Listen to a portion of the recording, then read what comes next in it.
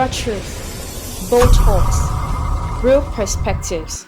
This is Unscripted Perspectives with Tiana. Hi, welcome to Unscripted Perspectives with Tiana, the space where no topic is too raw, too real, or too controversial to discuss.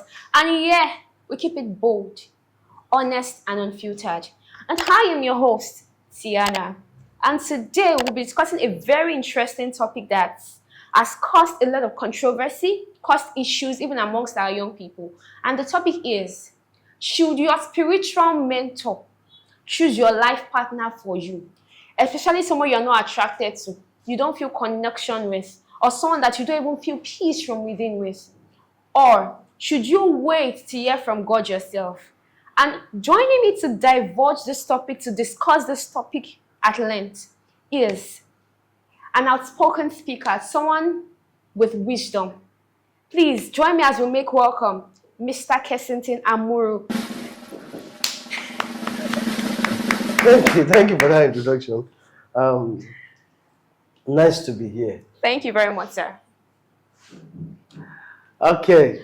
So what is your take on this topic? Like, should your spiritual mentor choose your life partner for you? Especially someone you don't even have a connection with, or someone you don't even feel attracted to. What do you think? When you first hear that, what is your take on it? What is your first comment on that topic? Okay. Let me say, for me, is a no. Okay. And that is because I have grown, I am matured, Okay. and I know a lot now. Now I'm using the words I have grown, I am matured, and I know a lot now because that you are a Christian and that you are of age does not mean that you've grown. Okay. That you are 40 does not mean you are matured. Okay? There are still babies, even at their old age. Yeah.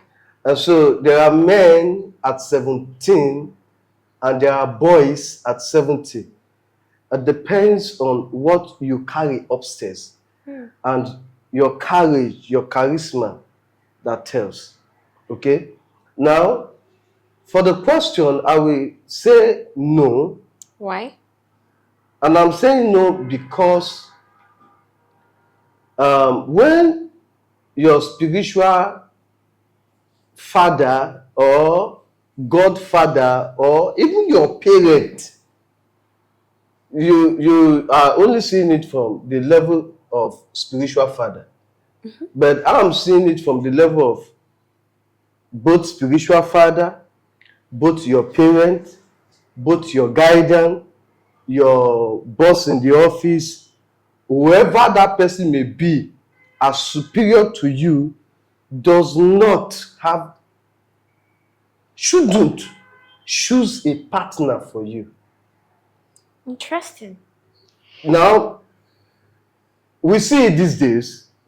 Pastors choose partners for members, choose partners for even their children. Okay, now the thing is this. It is not the fact that you are old enough to get married, you now start praying.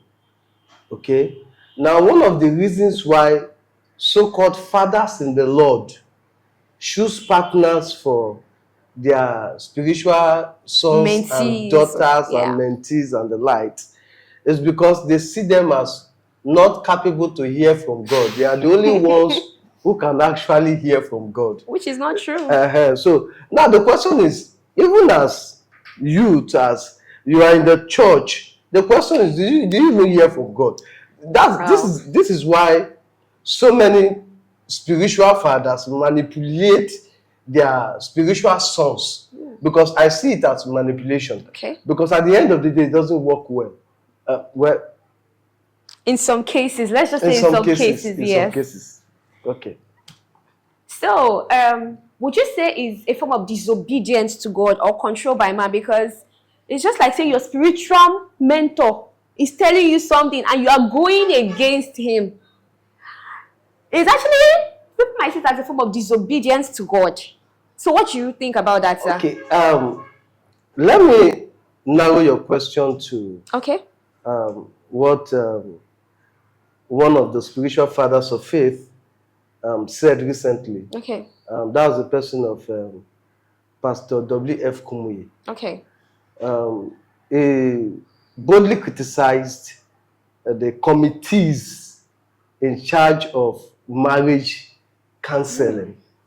Now, let me, assuming that your spiritual father, assuming I'm in the prayer department or I'm in the sanitation department, and you are in the choir, and in one of these days I had a clash with your spiritual father or one of the chairman of the board of governors of the committee of the marriage, whatever. And Okay. you are one person that is reverend in the church because of the role you play and all that. And maybe God is even telling me that you are my wife. But because I have had fracas, I've had one issue with your spiritual father, I can tell you for sure that no matter what God is telling me and what God is telling him, he will not oblige for me to marry you. Now, I am not saying it because I want to say it. I'm saying it because I'm a practical example of it. I'm a church boy, a proud church boy, and come when comes on, I will always say it. I'm a proud church boy. I grew up in the church, and I'm not leaving the church. Okay? Now, in one of these wonderful occasions, I had a friend, very wonderful friend, still my friend. We were connected, neatly connected together, and I prayed, and I'm at peace to actually make a bold step to approach the matter at heart. As at that time, I was ready to settle down. Okay, but our spiritual father, who happens to be in a way, no, not my spiritual father, my pastor. Let me use the word my pastor. Okay. But he's our spiritual father. And she practically stays in his house. So vis-a-vis is like a father, a physical father and spiritual father to her. Now, because of what happened, I will say this emphatically to the camera that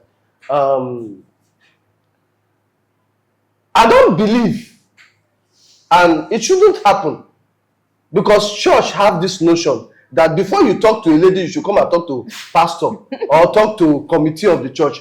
That is fallacy. I don't believe that. Wow. I know there are some reasons for that, but let the guy approach the girl first. And this is just my say. That time, I of course, I approached our father in the Lord, who happens to be my pastor, and I told him, I said, I want to marry your daughter, my friend, because we were friends.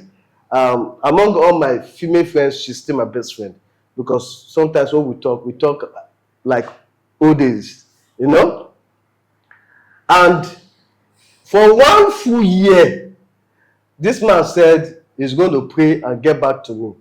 And exactly 1 year on the dot that I raised that matter, exactly 1 year, I called. I said, sir, this is 1 year. You've not prayed, you've not heard from God. He said, no, that he's still praying, that he has not heard from God. Wow. I needed to ask him, sir, with all due respect, did your God travel? Yes, I asked. Interesting. Did your God travel? Wow. And frantically speaking, she was upset with the fact that we didn't end up. Even our father practically fought the pastor. Wow. Because our father consented. A biological father. Our biological father consented. But a spiritual father did not consent. Wow. So I'm a practical example of it. Wow. Now I have some cases in line with this whole stuff, but I will not want to talk about that. So I was going to ask another question actually. Is attraction and peace of mind in a relationship underrated in Christianity? In Christian relationships, basically, because people will say, why are you attracted to someone first? Like most of our Christian, like you said, they prefer you should go through the church first. So even if it's someone you're not attracted to, is attraction, peace of mind, connection underrated in Christian relationships? Well, yes and no. Okay, why yes and why no? Now, when you talk about Christian relationship, yes, not all relationship in the Christian fold has to do with the pastor or spiritual mentors. But most times we underplay it. Not just in the church, but the society at large underplay it. For example, these days, the son of the rich wants to get married to the daughter of the rich. And so you don't want to see let me use the word mekunu mingling with the high class and the mighty. For example, I want to hit some point, but I'm kind of I know of a church that they have the pastor's children. This is international church, branches all over. The pastor's children comes together as a forum to do their stuff, fellowship and all that. And you will hear a junior pastor's child. You will hear a junior pastor's child cannot mingle with a level kind of lady. Wow. Because why? For example, I am from I worship with the Redeemed Christian Church of God. Okay. Now let me use the Redeemed Christian Church of God as an example. We have Pastor Seed Forum in the Redeemed Christian Church of God, where all pastor seeds or pastors' children come together to fellowship and mingle. And so visions are cast, blah, blah, blah. Now, I'm just using the church where I worship as an example. Now, you imagine that in some cases, you will see a parish pastor's son who is of age, who sometimes is doing well, but meeting up with a provincial pastor's daughter.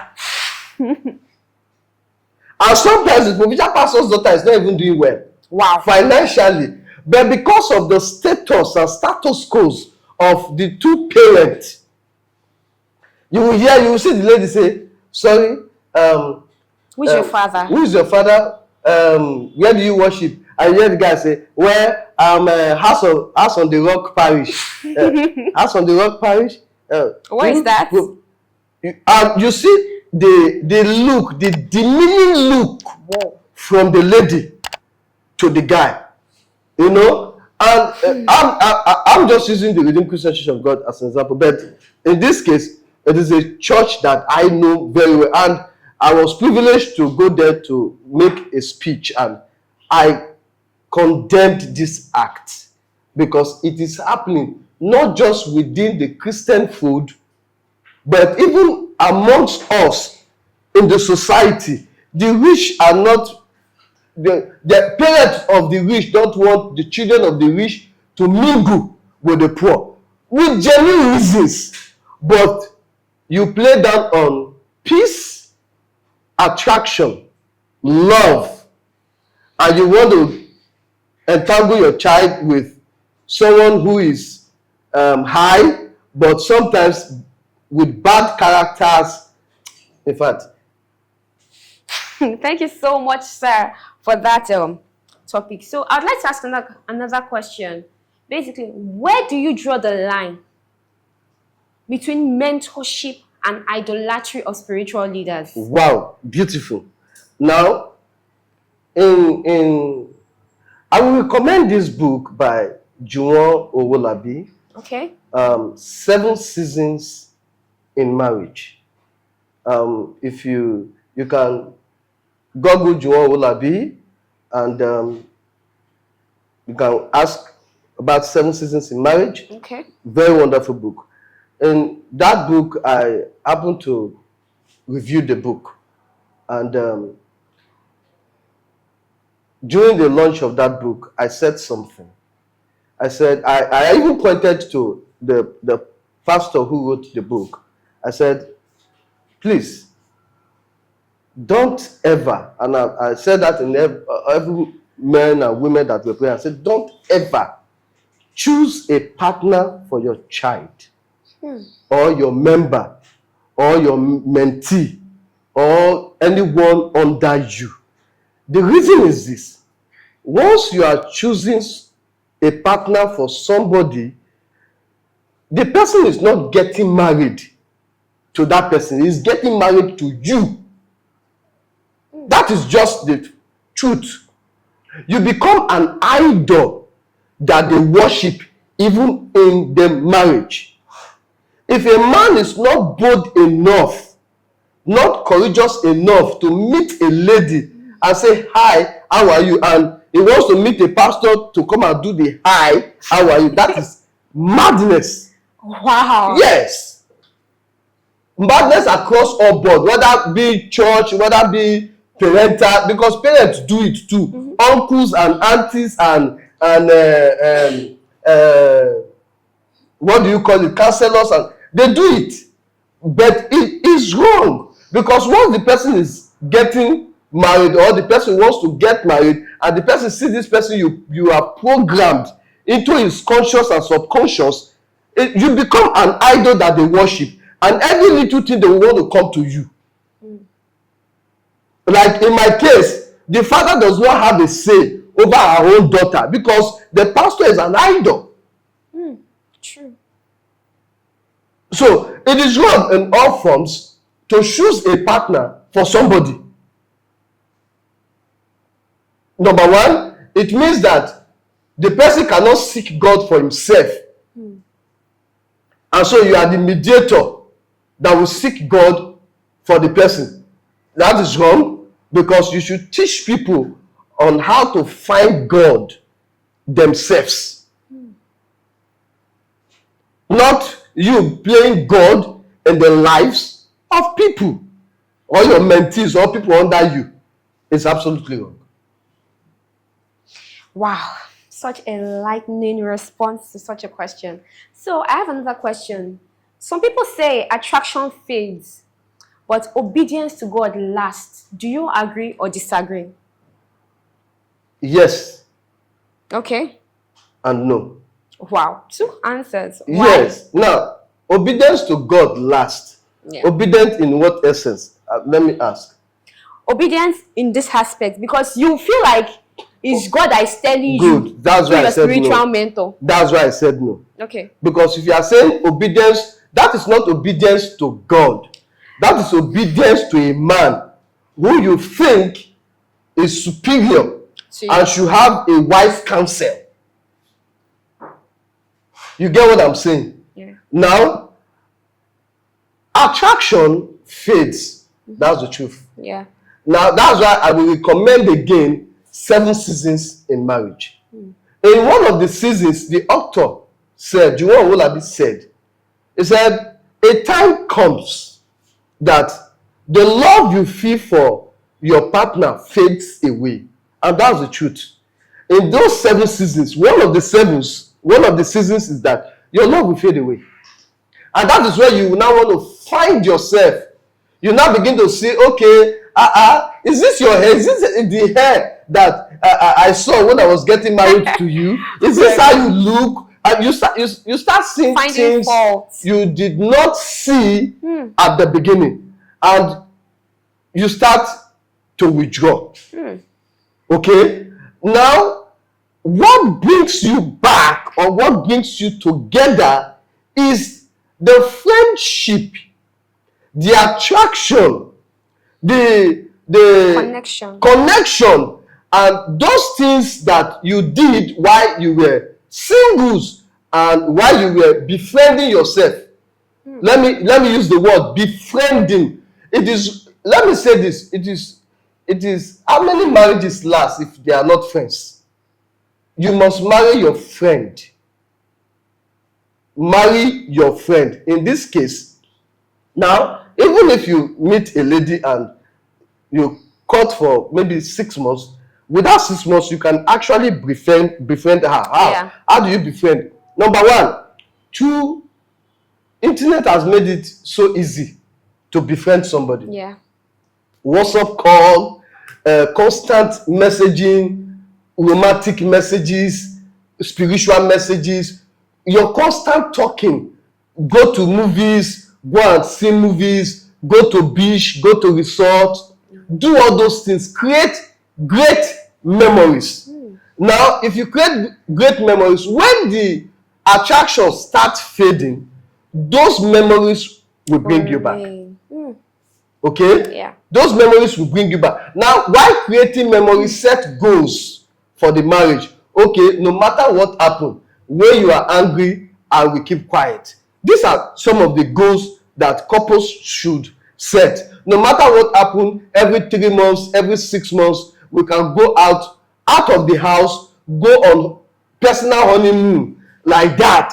Set goals during those memory time, because a time will come, truly attraction will fade, and of course the man will not always be the six-pack man, yes, so to say, and the woman after childbirth, or when you've seen her for so long, you just discover that she was seeing, those kind of a thing. The memories you create, the attraction will kind of bring you back. So, but truly attraction fades. Okay. Wow. And so my final question for today, sir, I'd like to ask, can God's will contradict your peace? No, because most people feel like, because they're hearing from their mentor, and it feels like they're disobeying their mentor, someone that actually trained them up spiritually. That you grow in the church does not make you a Christian. Yes. That you share grace every day of your life does not make you gracious.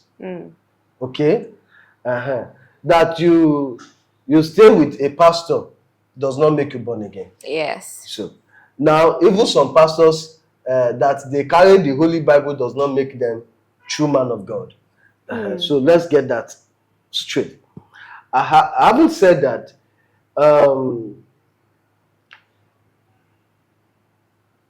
you knowing God for yourself is the key. Okay? Yes. You knowing God for yourself is the key. Not one person knowing God for you. You get what I'm saying? Now, in all of this, your peace matters. God, the scripture says, God is not the author of confusion. So, if God is speaking and the voice of the Lord does not bring peace, then it is not God that is speaking. It is man, wisdom, that is speaking. And the foolishness of God is far more wiser than the wisdom of a man. Okay? Yeah. So, most of the time, we feel we are wise. And because of our assessment about a particular brother, about a particular sister, or about a particular family, we think that any seed that comes from that family will be a better husband or will be a better wife. It is not necessarily so. And so many spiritual mentors, spiritual fathers, parents, uncles, they tend to look from the family values to now assess seeds from the family to think that they will be a better wife or a better husband for this person and for this person. And it is not necessary like that, because that the father as a Christian does not make the child a Christian. Okay? If the child is not born, if no matter how deep a pastor is in the faith, if the child is not born again into the ministry of that pastor, the child becomes destructive even to the ministry.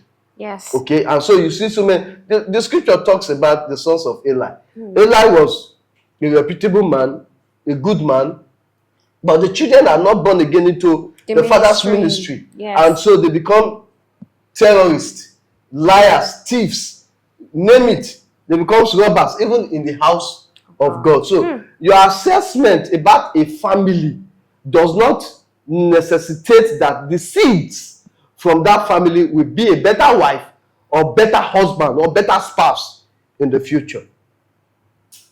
Thank you very much, sir. And don't you think they would regret not obeying their spiritual mentor in future? Maybe if there are issues in the marriage. So don't you think there will be a moment of regret and be like, oh, I wish I actually obeyed my spiritual mentor then? Don't you think there will be times of regret like that? A time of regret. Now I will tell you a story, but let me state this. Whether God says yes to you, to a particular brother, does not mean God will come and stay in the marriage and do everything in the marriage with you. God is saying, my daughter, marry this brother. Yes, sir. And you obey. And that is the will of God. And the brother is staying in Sokoto. And the brother also received. The brother is in Sokoto. The brother has not seen you. And the brother also received that this sister, she stays in Ogun State. The address, we have so many cases like that. Yes. And the connection happens. Does not mean that there will be no issues in the marriage. No one, the scripture says that when you pass through the fire, I will be with you. It means that you will pass through fire. Blessed are those that endure to the end. It means that there are times, even in the marriage, that you will have to endure certain things. Okay? So whether God is speaking to you or to the brother for a relationship does not mean that you don't have your role to play. God gives you food and you are expecting God to come and put the food in your mouth. It doesn't make sense, because there are some certain things that God has given you ability. God, of course, God is in the marriage, but God will not do everything for you. God will not come and lie with you. God will not come and cook for you. So you have the responsibility, and that is why the scripture talks about love and submission. Love coming from the husband and the submission coming from the wife. So if is it God that want to come and submit for both of you? These are just the misconception. Okay, God spoke, and so it is settled. No, it is not settled. You still have work to do. Faith without work, they say, is dead. Thank you. So, sir, what is your final take on this topic? Please, number one, spiritual fathers or parents, or please let your children be.